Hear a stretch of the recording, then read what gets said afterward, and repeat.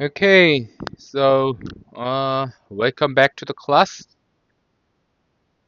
I really hope the midterms went well for everyone. I know some of you struggled with the difficulty level, but it was also great to hear from those who found it easier by staying focused on the lecture materials. So whichever is the group you fail into, so let's not dwell on the past. So please shift your focus to the present and engage deeply with the new content starting today. All right, so uh, back to class.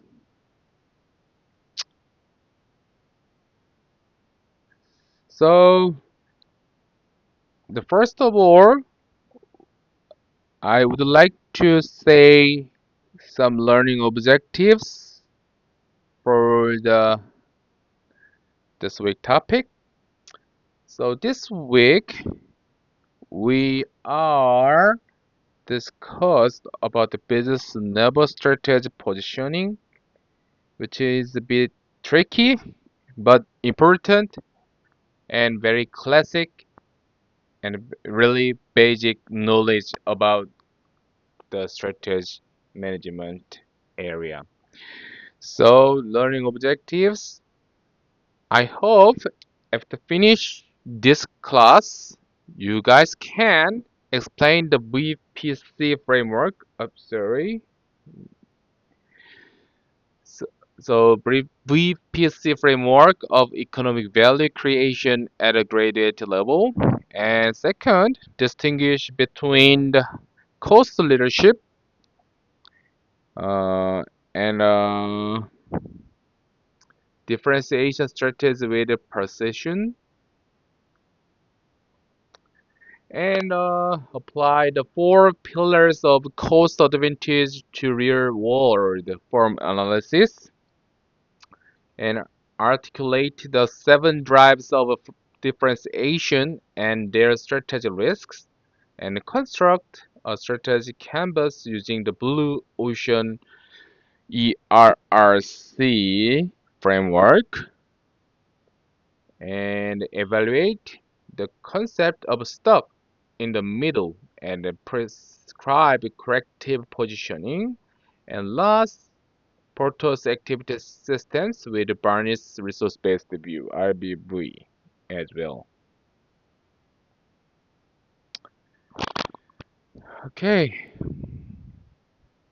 so before I begin today's lecture, so I want you to take 30 seconds, just 30 seconds, and think about a company you deeply admire, any company. Okay, so just imagine and just think. I hope everyone got one company. It's good. So now ask yourself this one. What is it that makes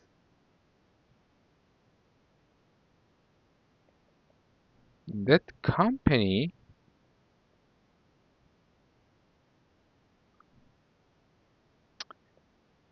truly hard to copy?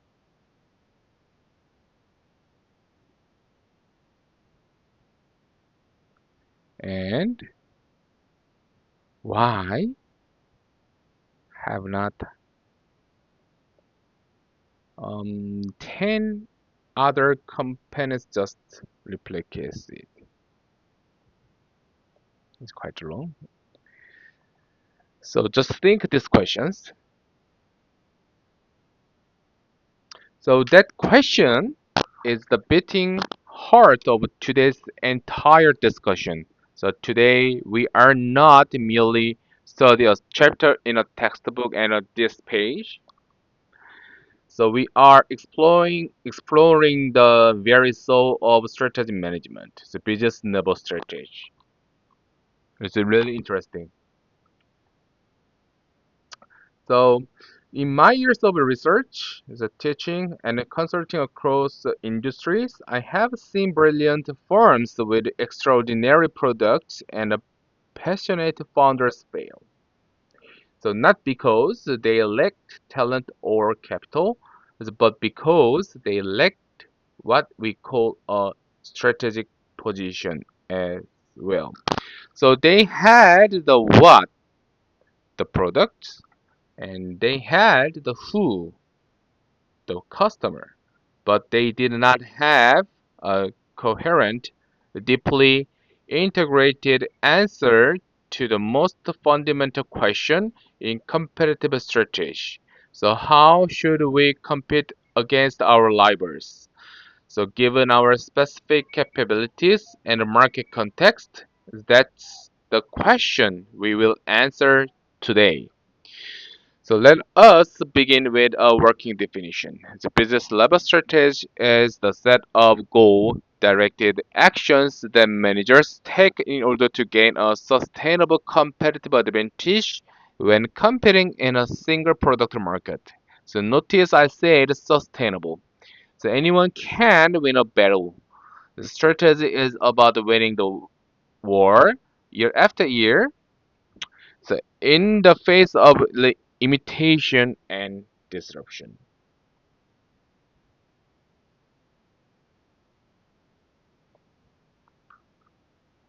So this is distinct from corporate strategy, so which asks which business should we compete in? Essentially a portfolio question. So business level strategy is the battle plan for a specific units. So it takes the resources available and then deploys them against a specific competitive environment in a way that creates superior lasting economic value as well.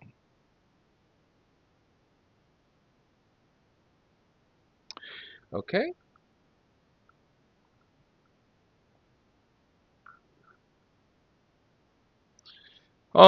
So before we are going to the next part, 1.2 VPC framework. So we should pause the lecture and you guys must ask the one question for that.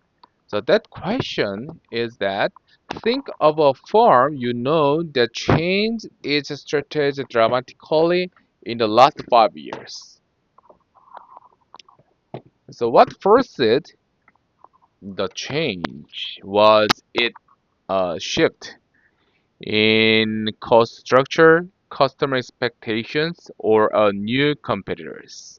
Okay, so I hope everyone just pause the question, this lecture, and then think about my question as well.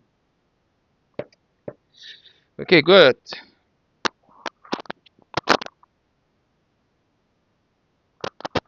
So we should move to the VPSC framework. Um, the anatomy of economic value creation.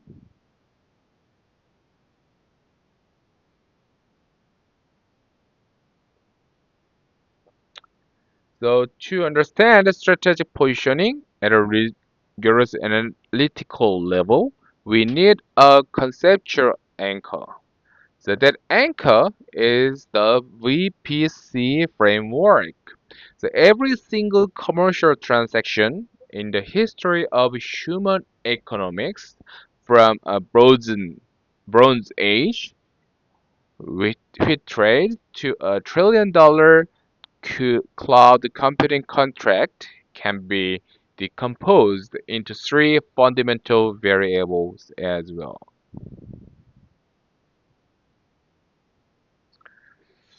Okay, so it's better to open a new page to explain for it. So VPC framework, the key terms.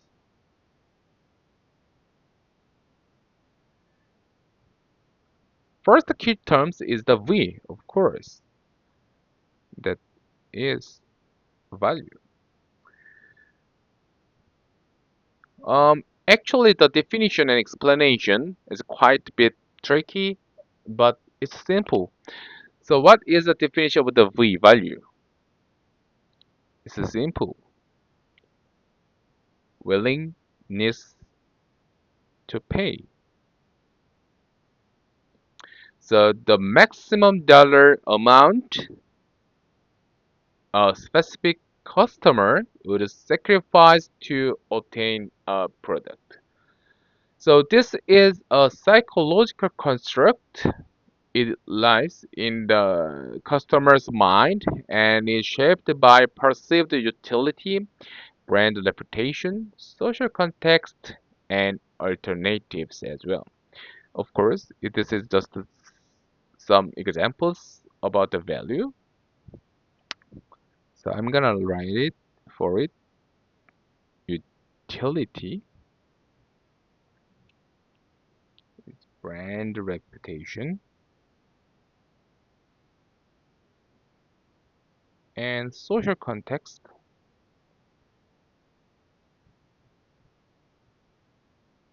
and alternatives.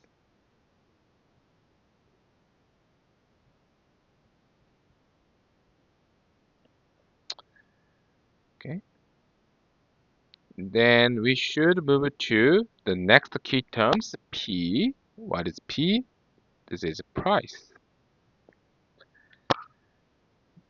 So the simple definition is that the actual exchange rate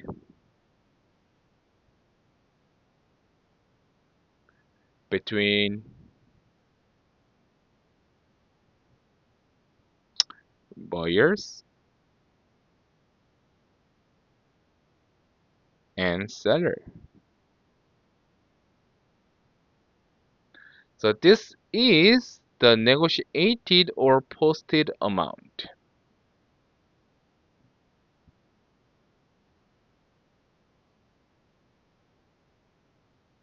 Or posted amount. So it must always fall between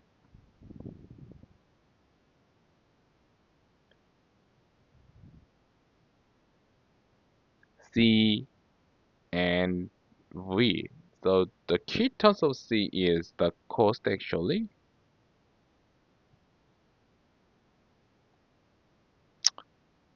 Always what? Fall between C and V. So if the P is lower than C, what does that mean? The firm believes. And if P is bigger than V, the customer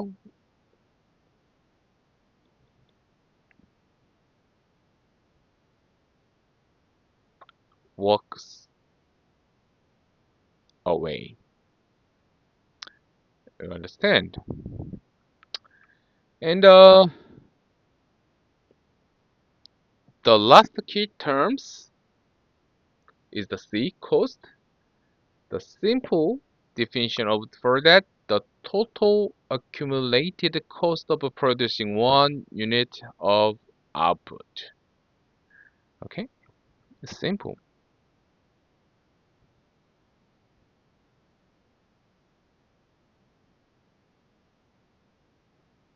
Uh, Cost of producing one unit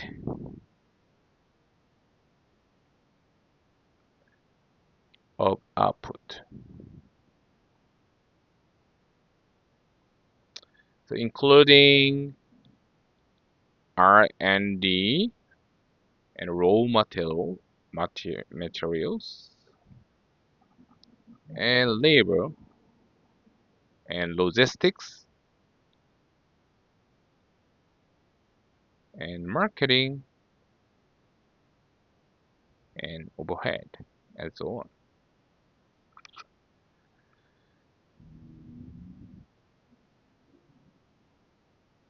And we must know about the relations between the all three key terms. So it's also better than it's also better to use the paper.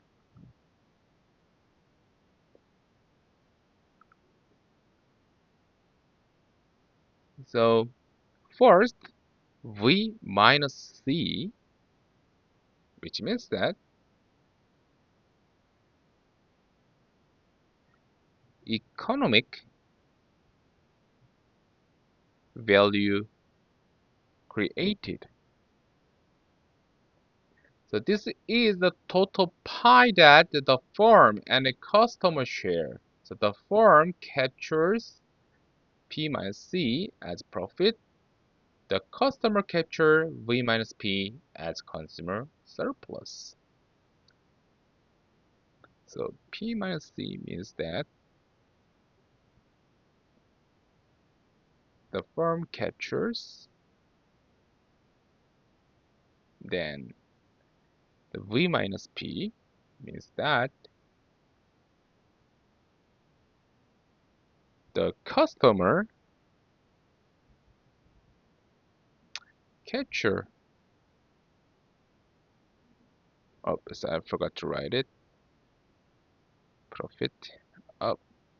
Profit captures as consumer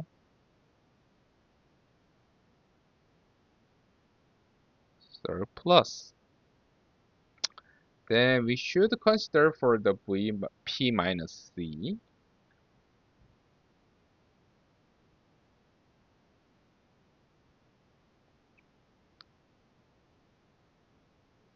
Which means that firm margin, profit per unit,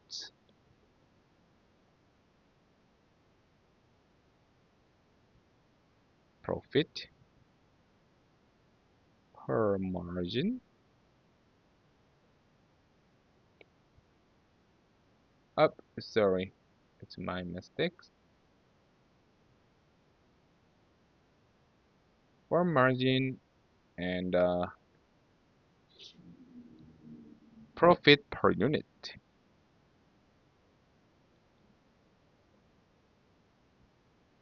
So the share of the value pie captured by the firm as well. And the last, V minus P, which means that consumer surplus. So the share of value the customer captures, the deal they feel they received as well. Okay, so here is the some summaries about the VPC.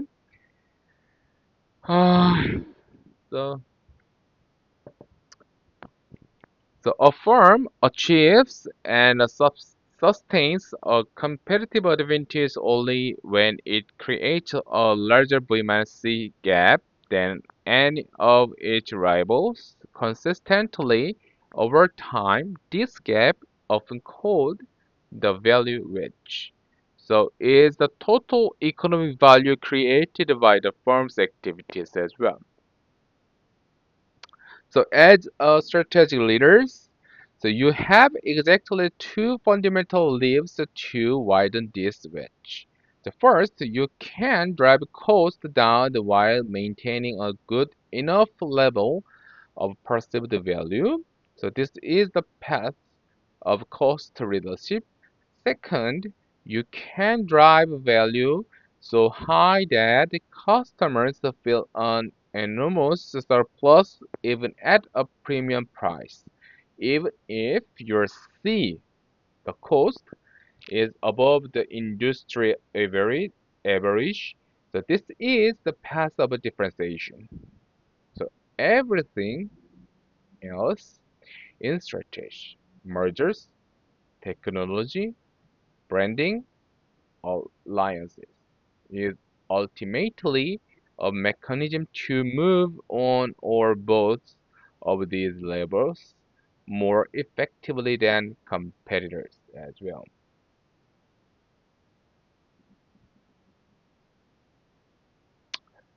Okay, so this is all things about the VPC framework.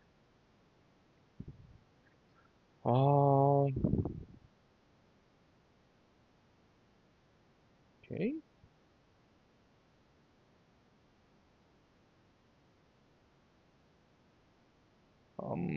If we have enough time, I'd like to share some more things about this part. Mm, okay, so I'm gonna make the new page.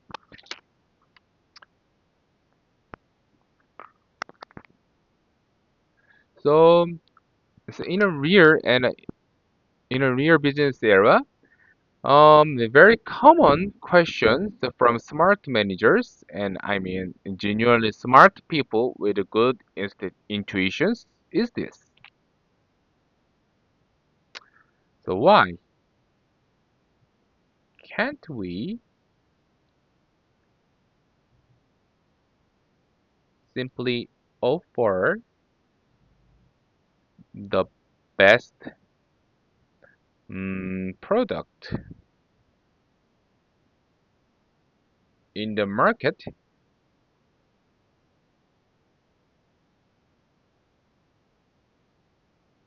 Oops, what happens?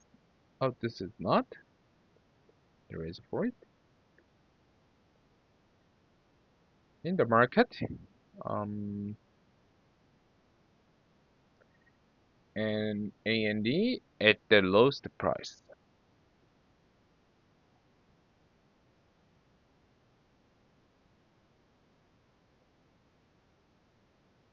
Why is that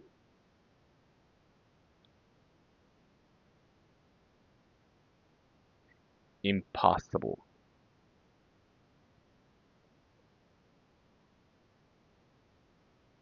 So this is where Mike Porter's paper, What is Strategy, which is published in a HBR, Harvard Business Review, so becomes essential reading. The Porter introduces the concept of productivity frontier.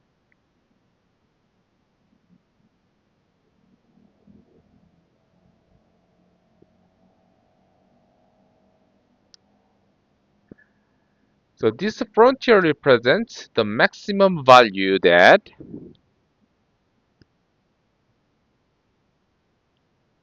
uh, any firm can deliver at any given cost level and using the sum of all currently available best practice. So think of it as a frontier defined by the laws of physics for a given industry and technology era. So every point on the frontier represents a different strategic choice. So from radical cost efficiency at one extreme to extreme value delivery at the other.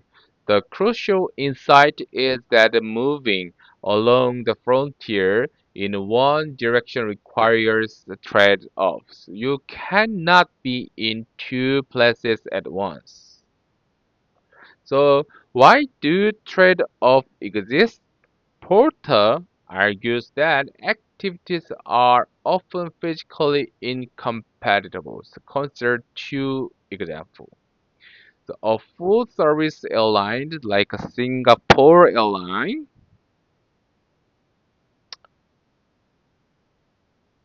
uh, a full service airline, so needs a highly trained multilingual cabin crew, of course, and the premium menus developed by executive chefs, lifeless seats, and lounge access. So each of these investments drives the V upward, value upward. But every one of them also drives C upward dramatically, of course. In contrast, a low-cost carrier like Ryanair. So these types of airline industries turns aircraft around in 25 minutes, charges for everything, and standardize every process. So their entire activity system is built around minimizing fee,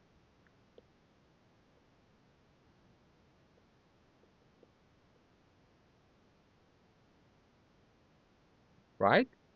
So if they tried to add life seats to a section of the cabin, the added weight, maintenance complexity, the boarding time, and training requirements would destroy their cost structure. So a firm that tries to pursue both simultaneously without the scale, scope, or innovation to transcend the trade-off ends up in what Porter calls the stuck in the middle trap as well.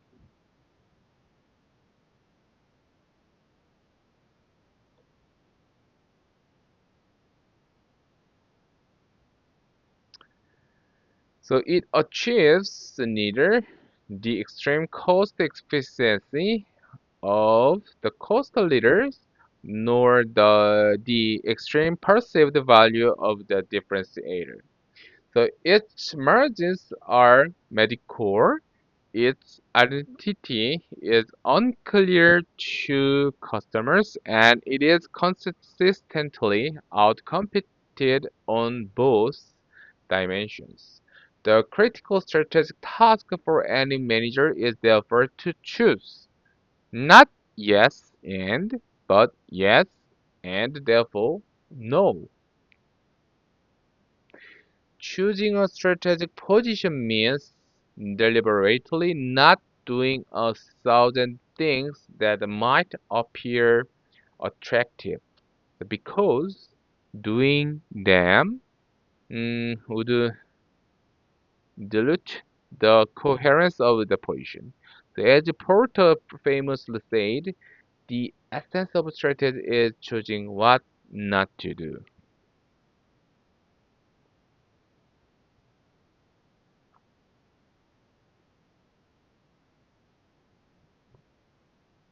Oh, strategy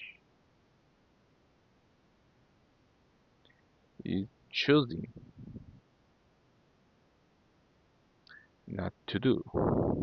Okay,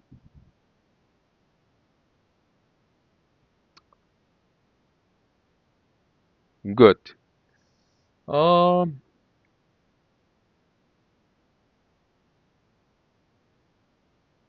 okay. Before we go into the cost leadership, I would like to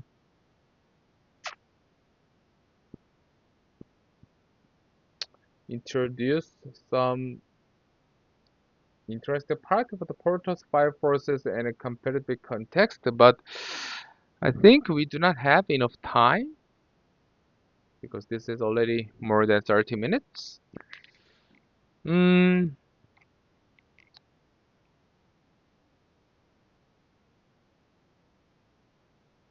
okay,